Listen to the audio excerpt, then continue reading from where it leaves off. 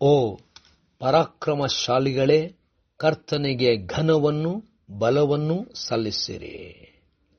ಭಾನುವಾರ 29 ಡಿಸೆಂಬರ್ 2024 ಇಸವಿ.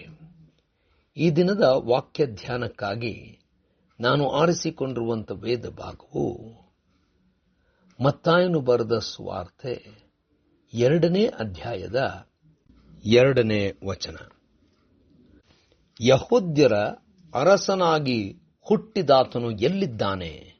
ಯಾಕಂದರೆ ನಾವು ಮೂಡಲದಲ್ಲಿ ಆತನ ನಕ್ಷತ್ರವನ್ನು ನೋಡಿ ಆತನನ್ನು ಆರಾಧಿಸುವುದಕ್ಕೆ ಬಂದಿದ್ದೇವೆ ಅಂದರು ಎಂಬುವಂಥದ್ದೇ. ಕರ್ತನಲ್ಲಿ ಪ್ರೀತಿಯುಳ್ಳ ದೇವ ಜನರೇ, ಶುಭೋದಯ. ಯೇಸು ಕ್ರಿಸ್ತನ ಜನನವನ್ನು ಇಡೀ ವಿಶ್ವವೇ ಕೊಂಡಾಡುತ್ತಾ ಹೇಳಿತು. ದೇವರ ನಾಮಕ್ಕೆ ಸ್ತೋತ್ರ ಉಂಟಾಗಲಿ. ಕರ್ತನಲ್ಲಿ ಪ್ರಿಯರೇ, ಈ ವಾಕ್ಯ ಧ್ಯಾನ ಮಾಡೋಣ. ಈ ದಿನದ ವಾಕ್ಯ ಧ್ಯಾನದ ಶೀರ್ಷಿಕೆ ಯೇಸುವಿನ ಜನನವನ್ನು ಪ್ರಚರಿಸಿದ್ದು. ಕರ್ತನಲ್ಲಿ ಪ್ರಿಯರೇ, ಯೇಸು ಕ್ರಿಸ್ತನು ಹುಟ್ಟಿದಾಗ ದೇವರು ತನ್ನ ದೂತರನ್ನು ಕಳುಹಿಸಿ ಕುರುಬರಿಗೆ ಸಂದೇಶವನ್ನು ಮುಟ್ಟಿಸಿದನು. ಆದರೆ ಜ್ಞಾನಿಗಳು ನಕ್ಷತ್ರವೊಂದು ಹೊಸದಾಗಿ ಹುಟ್ಟಿರುವುದನ್ನು ಕಂಡರು.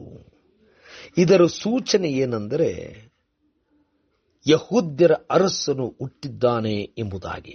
ಒಂದು ವಿಶೇಷವಾದಂಥ ವ್ಯಕ್ತಿ ಹುಟ್ಟುವಾಗ ಮಾತ್ರ ಈ ರೀತಿಯಾದಂಥ ಕಾರ್ಯಗಳು ಸಂಭವಿಸುವಂಥದ್ದು. ಯೇಸು ಕ್ರಿಸ್ತನು ಇಡೀ ಲೋಕವನ್ನು ರಕ್ಷಣೆ ಮಾಡಲಿಕ್ಕೆ ಬಂದಂಥದ್ದನ್ನು ದೇವರು ವಿವಿಧ ರೀತಿಯಲ್ಲಿ ಪ್ರಕಟಿಸಿದ್ದಾನೆ.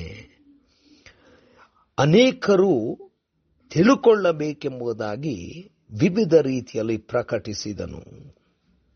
ಯೇಸುವು ನಮಗೋಸ್ಕರವಾಗಿ ಬಂದಿದ್ದಾನೆ ಎಂಬುವಂಥದ್ದನ್ನು ನಾವು ಕಲಿತಿದ್ದೇವೆ. ಲೋಕದ ಎಲ್ಲಾ ಜನರಿಗೋಸ್ಕರವಾಗಿ ಯೇಸು ಸ್ವಾಮಿ ಬಂದಿದ್ದಾನೆ.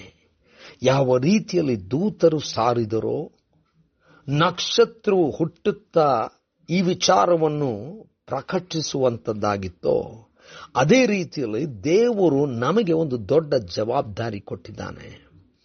ನಮಗೋಸ್ಕರವಾಗಿ ಈ ರಕ್ಷಕನು ಹುಟ್ಟಿದ್ದಾನೆ ಎಂಬುವಂಥದ್ದನ್ನು ಇತರರಿಗೆ ನಾವು ತಿಳಿಸುವಂತವರಾಗಬೇಕು. ಯೇಸು ಕ್ರಿಸ್ತನು ನಮಗೋಸ್ಕರವಾಗಿ ಹುಟ್ಟಿ ಬಂದಿದ್ದಾನೆ. ನಮ್ಮ ಪಾಪವನ್ನು ಹೊರೋದಕ್ಕೆ ಸಿದ್ಧನಾಗಿದ್ದಾನೆ. ನಮ್ಮನ್ನು ಸ್ವೀಕರಿಸುತ್ತಾನೆ, ಅಂಗೀಕರಿಸುತ್ತಾನೆ. ನಮ್ಮನ್ನು ಎಲ್ಲ ಭೀತಿಯಿಂದ ಬಿಡುಗಡೆ ಮಾಡುತ್ತಾನೆ. ನಾವು ಎಂಥವರಾಗಿದ್ದರೂ ಏನೇ ಆಗಿದ್ದರೂ ನಮ್ಮನ್ನು ಬಿಡುಗಡೆ ಮಾಡಿ ಸಮಾಧಾನವನ್ನು ಕೊಡೋದಕ್ಕೋಸ್ಕರವಾಗಿ ಬಂದಿದ್ದಾನೆ. ಈ ಒಂದು ವಿಚಾರವನ್ನು ನಾವು ಕೂಡ ಪ್ರಕಟಿಸುತ್ತಾ, ಪ್ರಚರಿಸುತ್ತಾ, ಹಾಡುತ್ತಾ ಕೊಂಡಾಡುವಂಥವರಾಗೋಣ. ಕರ್ತನೇ, ದಯಮಾಯ ಸ್ವಾಮಿ, ನೀನು ನಮಗೆ ಕೊಟ್ಟಿರ್ತಕ್ಕಂಥ ಈ ಸುಸಂದೇಶಕ್ಕಾಗಿ, ಸಂದರ್ಭಕ್ಕಾಗಿ, ಜವಾಬ್ದಾರಿಗಾಗಿ ಸ್ತೋತ್ರ. ನಿನಗೆ ಮಹಿಮೆ ಆಗಲಿ. ಯೇಸುವಿಗಾಗಿ ಪ್ರಾರ್ಥನೆ ಬೇಡಿದೆವು ತಂದೆಯೇ, ಆಮೆನ್.